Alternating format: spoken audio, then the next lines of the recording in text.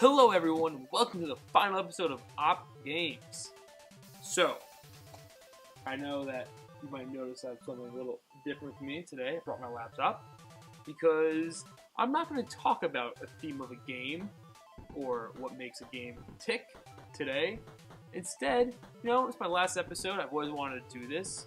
I'm going to do a top 10 best games of 2017. The year's over. Great year for games. Let's do it. Full disclosure, I did not beat Wolfenstein 2, Nier Automata, or the South Park game. I can't really remember. Fracture But Whole. Teehee. Yes, those games I did not beat or kind of play, technically. I only got maybe like an hour of Wolfenstein 2. Great game so far, but with finals and everything, I couldn't have time to play it. Alright, kicking off the list, number 10 is a little game that has everything in it called Everything. There's no plot, narrative, there's no objectives, really barely any little gameplay to it. It's more of you controlling objects in the world. What kind of objects? Well, there's kind of everything in this game. This game blew my mind the first time I played it. You can be a molecule, you can be a planet, you can be a slice of pizza, and the best part about this game is the screensaver mode, where you just turn it on and then the game will play by itself. It'll pick up a bunch of new objects around you and it will interact with the environment, and it's just a very cool game to watch. Number 9, we have Yakuza 0.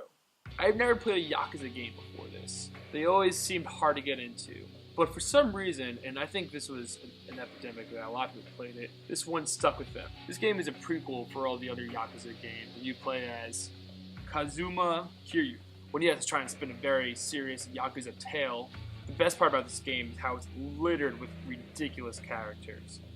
One of my favorite quests of the year was trying to give this metal band the confidence they needed to play a live show, because they aren't the same kind of people they were in their music.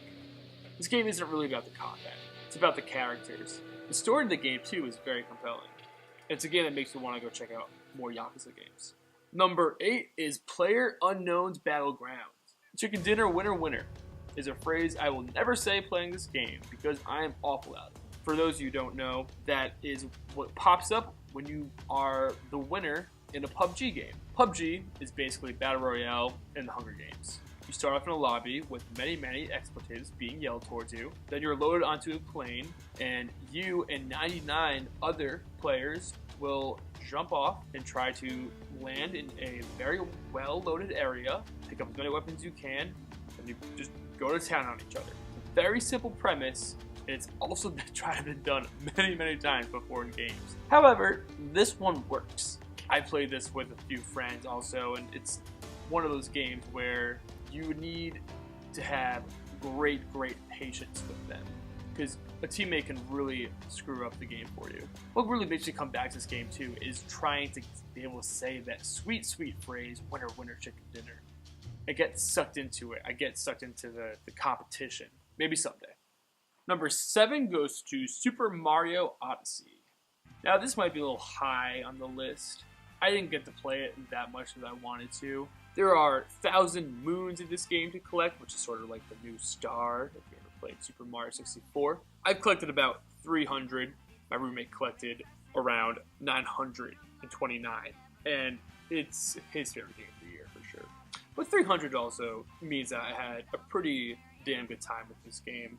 This game adds a possessing mechanic basically, where as Mario, you throw your hat at an enemy or even an object, and you become that thing. And it adds a ton and tons of new layers of gameplay that you would never see before in a Mario game. You can control a Goomba, you can control a Hammer Bro with Chef Hat. Speaking of Chef Hats, there are a ton of hats and shirts and suits and football pads that you can wear in this game. I like customizing characters, and this game has that in spades. And it feels like the oldest 3D Mario game, Mario 64. It's a game that when I get home this holiday break that I will be playing a ton of. Number 6 is Persona 5. I am a very big Persona fan. At the Game Awards, Conan O'Brien made fun of this game by just reading the back of the box. A lot of games on their back of the box will say something like 1,000 guns and 200 ways to customize them. This is a quote that Atlas chose to put on their game. Spend the days as a normal student, go to school, hang out with friends, hold a part-time job. That was the first thing that they put. Nothing about the great JRPG combat system or the way you collect personas like it's Pokemon. And this is one of my favorite things that anything can do. I've said this before, I'm a big Riverdale fan. I love it when someone says, oh, shoot, I gotta go solve this murder, but at the same time, I have to set up for homecoming because I'm part of the prom committee. That is one of my favorite things. I don't know why. And that's what Persona does 100% of the time. You have to go save Japan because of these dream monsters are taking over, but at the same time, like, you got an exam tomorrow, my guy, you gotta study up. Also, just look at this game. Stylish as hell. Number 5 is Golf Story. The Nintendo Switch was my favorite console this year, mostly because of the portability that it has. This game was a total surprise for me. I had no idea it was even coming out, but it came out on Nintendo Switch, and I needed Switch games at this moment in my life. And what I got was a sports game I've never really played before. It was for sure a golf game, but it also had a ton of RPG elements, and really great, charming writing. There's not too much to say about this game that made it really tick with me. I just know that I played this game for days on and days on. Number 4, Resident Evil 7. I am a big Resident Evil fan. Loved all of the older games when it was using tank controls. I loved 4 and 5. Yes, I said it. 5 when it was a third-person shooter, and 6, not a good game. No, I will not say 6 is a good game. Here's the thing: a lot of people don't like 5 because they thought it took away the horror of it. And sure, they were right. It's a better action game than it's a horror game. 6, no horror whatsoever. And after 6, there were even a few more spin-offs of the series. Then 7 came out. What 7 does is it brings back the horror. And it feels like a Resident Evil game in a way. It's kind of like when Nemesis will chase you around in the older games. Now you have Daddy. Very scary, very slow in his movements. He will kill you. And this game was just terrifying, and it was a blast to play from start to finish. Easily my surprise of the year. Did not think a Resident Evil game could be scary again. This game also had some incredible boss fights. Best of the year, might I add. Number 3, Cuphead. Okay, I already did a video on this. I'll leave a link below if you want to see it. Yeah, Cuphead. I mean, it's a great game. 30 animation style, tough as nails, great soundtrack. Everything about this game is mwah. Love it. Number 2, What Remains of Edith Finch. So this is a game that I'm going to be thinking about for years and years and years to come. One of my favorite albums that came out this year was Mount Erie's A Crow Looked at Me. And it was a very depressing meditation on death. One of the first songs is called Death is Real, and it's about how his wife died from cancer, and it was the worst thing ever, and it sounds awful. It's a very sad album. But What Remains of Edith Finch is a game that oddly welcomes death. What Remains of Edith Finch is about life and death. You play as through these vignettes of people's last moments of their life, and each one is very different from the last, and incredibly just well-paced and well thought out, and it's a game that only takes about 3 hours to play. I'm not going to show too much in this video. Rather than have the Mount Erie side of death is depressing and Reminds me of one of my favorite lyrics from Jeff Mangum, where in the song "In the Airplane Over the Sea," he ended off with saying, "How strange it is to be anything at all." Meaning that like we're alive. That's pretty crazy. We get to live. We get to experience things, good and bad.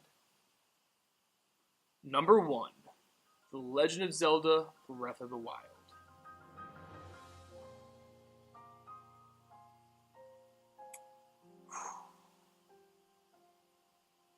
This game, the word immerse comes up a lot in video game reviews.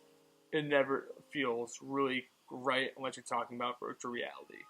However, I will make one exception. If you were talking about The Legend of Zelda: Breath of the Wild, this game took me to a whole nother world. It was escapism at its finest. It's so ambitious for Nintendo to make a game like this on so many levels. Yes, it's a Zelda game. You start off with 3 hearts. You get more hearts as you play. You play Link trying to save Zelda from Gandalf, and it's an open world game. Not in the same way how Wind Waker was open world, because in this game you play on the exact same island the entire time, but it's massive, and there's a lot of different landscapes. You have a desert, you have like an Arctic area, a forest, of course, with Zelda.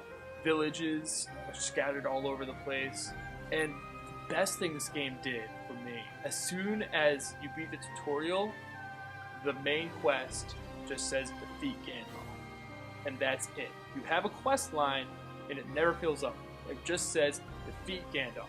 That game does not hold your hand, but is not mean about it. Or a game like Dark Souls, where you have to look up online. You have to go on fact sheets and be like, okay, what does this ring do? And Zelda does that. They don't tell you what to do, but you're not looking up fact sheets. You figure it out on your own every time.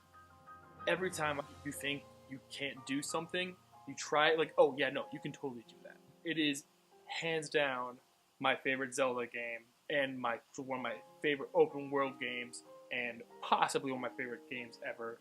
And it would make that top 10 list easily. There are so many cool things about this game. It's really hard to talk about without spoiling it, because, again, one of the best part about this game was me discovering it, whether it be cooking a recipe, or how not to get struck by lightning. Very little things, but still just, it felt so satisfying when I was able to find them out. When I first got this game, I didn't have one of these to play it on, so I had to use my Wii U. And if you know what a Wii U is, you know that you can't play a game without the console, and which was about the size of this, maybe a lot thicker for sure. And I would still play that game portably.